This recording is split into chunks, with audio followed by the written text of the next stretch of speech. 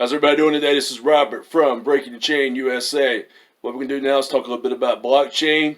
My visit to a blockchain company in Raleigh yesterday, and fill you in what's going on with all the good news right now and all that exciting stuff that's been happening this week. So we'll take it one step at a time and go ahead and take a look at it. Everybody enjoy it. How's everybody doing today? This is Robert from Breaking the Chain USA. And what we're going to talk about right now, actually, talk a little bit about XRP and what it's been doing lately. We were looking at a surge. It actually was 19 cents, 17 cents not long ago. So almost doubled the value in a few weeks. I mean, that's incredible. I mean, stock market hasn't done that. And some people may have sold, some people may accumulate, and I see a lot more people accumulate and process down a little bit right now. You're going to have that is healthy. I'd rather see it do that to go up a little bit, pull back a little bit. And we'll have to see it go up 15, 10% a week, or 20% a week would be great. Continue that pattern. We're starting to see a lot of people are saying we're seeing the .com bubble era happening right now. More exposure for XRP.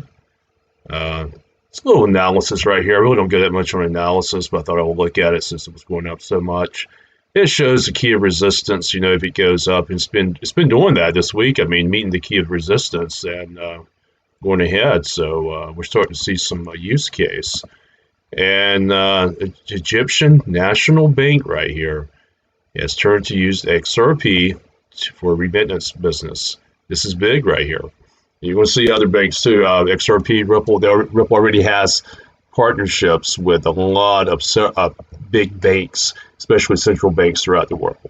And I think it's a matter of time for your domestic banks in the U.S. like Wells Fargo, Bank of America to get on board as well, to use it to transfer money. I think a lot of this is waiting on clarity, regulatory clarity from Congress, which hopefully Congress will get back to work. I pray to God they do, and to pass some common sense legislation that both some Republicans and Democrats have been working on to pass, so we can compete with the rest of the world. Because, you know, you got Egypt, you got other banks, you got Japan, Asian countries. They're getting ready to use XRP. The United States is going to be left behind if they do not act quickly. And we would hate for that to happen, especially the world's biggest economy. So hopefully somebody talks some sense in the Congress and things go well. We can only hope. I think it will, because there's a lot at stake right here. And another thing I wanted to talk about the BitMEX, Arthur Hayes of BitMEX. My other video last week, he made some derogatory statements about XRP. Well, he's at it again, which shows this guy, as a CEO of a company, he's not mentally stable. He's not fit to be the CEO of a company. So what, he went to Ivy League school. A lot of people go to Ivy League schools. They're not really intelligent. They don't have common sense, people skills. I don't know if this guy's just arrogant, if he's just stupid or what.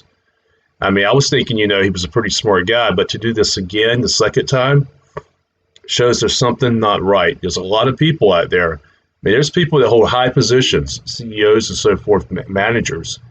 There's something missing. He probably needs to be, honestly, he probably needs to be institutionalized.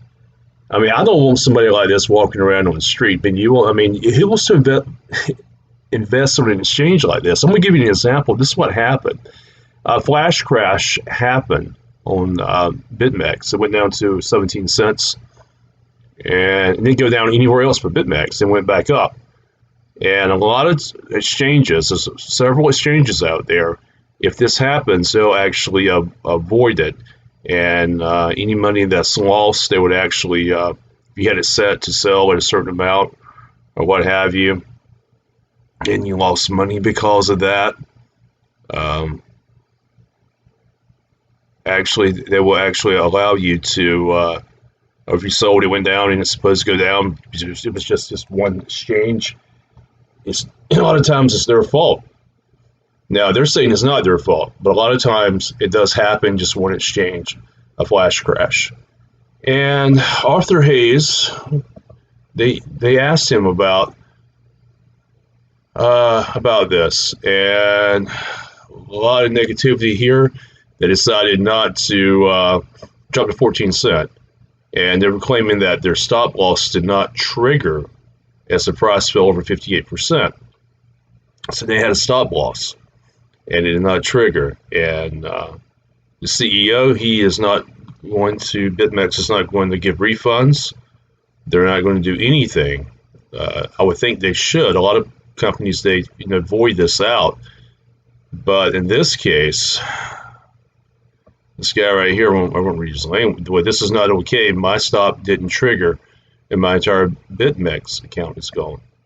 But this is one reason you don't keep them on an exchange. You put them on a nano ledger S. In the description of my in every video I have, you can get a Coinbase account and a ledger for safekeeping. You never keep digital assets on an exchange. I don't care what kind of exchange it is. And in connection to Arthur Hayes' comments, to go about his comments right here about the questions that he had.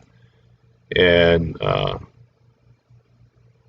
he makes a statement: the buy and sell buttons are both equally profitable, regardless of whether or not you're trading blah, blah, blah, a turd right here. So this person's CEO and BitMEX are not going to cooperate. And this shows mentality. This shows you do not mess with a company like BitMEX. I mean, they're probably, hopefully they're going to lose business because they're not, I mean, would you go to a mental hospital, let's say Cherry Hospital in North Carolina, I'm just giving an example, a mental hospital with patients in there, and they ran an exchange to exchange digital assets or stocks. I mean, would you trust your money with them? I mean, it's the same thing here. And if this guy is watching, good. I hope he is. I hope someone sends it to him. I mean, making statements like this, if you're CEO, you don't do that. And I would challenge, I don't have this management experience or CEO experience. I bet I could run the company better than he could. I guarantee you I could. So there's people out there you don't want to deal with. And I don't care. I'm not politically correct. I'm going to tell the truth on my YouTube channel. If it offends somebody, so be it. Life is short. You think I really care? No, I don't. Because I tell the truth. I'm always honest. And that's what counts. But be careful with who you deal with. Like I said, Coinbase, I've never had a problem with. I refer people there all the time. Ledger Nano to store your digital assets. But you want to keep that. And XRP, everything's down a little bit right now, so maybe it's a good time to buy because everyone's expecting it to really go up. And CNN, actually, Judy Chatterley, she is actually, this was on today right here, did an interview with Brad Garland House. She did one before. It was on CNN Business. I don't know if this is going to be on CNN Business or regular CNN. I really don't like CNN myself. I think they're too politically out there. They're very biased. I mean, I guess you could say the same about maybe Fox and the rest of them as well, depending on which way you lean. But, I try to find a common ground, but I think they're too biased. That's my opinion. Business channel actually is decent. CNN Business, Fox Business are actually good. I really don't see much bias in those channels because they cater to a different demographic, kind of like CNBC for the most part. But the interview was done on Monday, the 17th. The full interview is going to be released. And hashtag XRP at Ripple. And like I said, I don't know if it's going to be on regular CNN or CNN Business. It may be on both. A lot of times they actually run it like in the morning on CNN, then they'll put it on the CNN Business channel. But she's actually, this video right here, second interview that she's done, the first one was incredible. And she's not biased. She's a very smart person. She asks very important questions and gets answers. Garland House, he's an excellent interviewer. And I didn't see any bias in the last one, to be honest with you. Hopefully it'll be the same way here. And talking about what they touched on. And she asked the community to help her with questions. She actually went to Twitter. It got swamped with hundreds from XRP as well as haters. Of course there's haters out there. Of course there's people that's going to be what I call little bitch babies. They cannot Phantom, there's a great product out there. It serves a purpose. They may have crappy digital asset, but you don't. I mean, I'm not saying I don't like Bitcoin really, but I'm not going to bash it though. Anybody who does that, who bashes anything like that, hey, maybe they should be, with the guy from BitMEX. Maybe they need to get a little psychological, mental help. There's something wrong there. Stay out of other people's business. Just focus, get a good product, something you believe in. Focus on yourself. It's you that matters, not what somebody else does. Focus on how you can be the best, and whatever product or service that you have, you're going to promote. Focus on that. That's what matters, not what Joe Blow does or whoever. I mean, come on. I mean, it shows signs of being envious and jealous. And it should be actually a great interview. Garwin he goes into detail, tells it like it is. He's probably one of the best CEOs I've ever seen, to be honest with you. And XRP right now, they're valued at probably close to 20 billion right now after this week, or 18, 19 billion. That's probably more than 99% of the NASDAQ, the companies on the NASDAQ are up. One of some Fortune 500 companies. So Ripple is it's interesting. What they're doing is really good. Hopefully to catch on. All right. That's all I have right now at this point. And I was going to tell you, I went to a blockchain company up in Raleigh yesterday. I won't give the name of the company. Actually, it was people were very cool. They were from India, most of them are, and they were actually going through some programming, so to speak. They were really busy. So, a lot of technical people up in Raleigh and Durham area. And digital assets, blockchain, their jobs are coming available there. If you go to Indeed, different websites, LinkedIn, you start seeing companies looking for programmers up there, some marketing and so forth.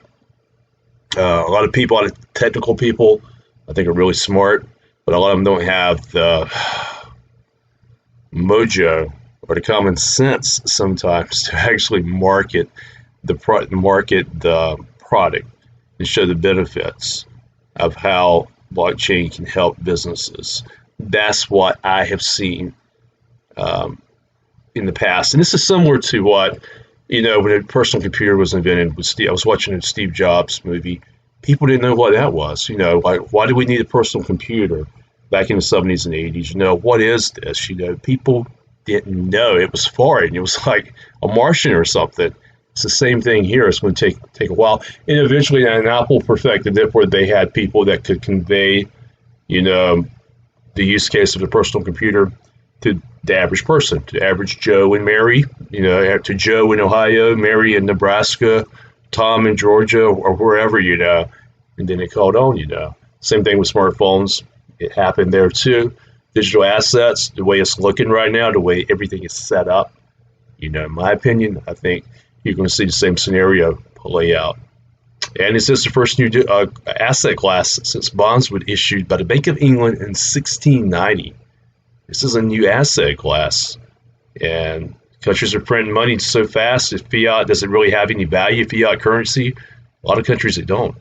So, you got a certain amount, and I'm making any more XRP. I know it's a lot of billions out there, but if you take somebody like Bank of Egypt, other banks that are using this and they're burning those coins, once it gets all connected together across the world, it doesn't take a long time for those coins to get burned quicker than you think, which should, with supply and demand, make the value go up. So I've been buying for 2.5 years. I got all my paperwork together. I got everything in a safe deposit box, everything written down when I bought. I got everything, all documentation, and you need that, especially for taxes and something. If we do have a big bull market later on, you want to sell, you need to have that when you file taxes to show what you did and all that good stuff. So get you a safe deposit box, put all your information in there, keep a copy at your house. You want to have it in case anything happens, and a Ledger Nano S. All right, we're checking the link here for Ledger Nano S and also for Coinbase account. at the bottom of my video right here in the description. Thank you so much, and everybody have a wonderful and great Valentine's Day and weekend. Thank you so much.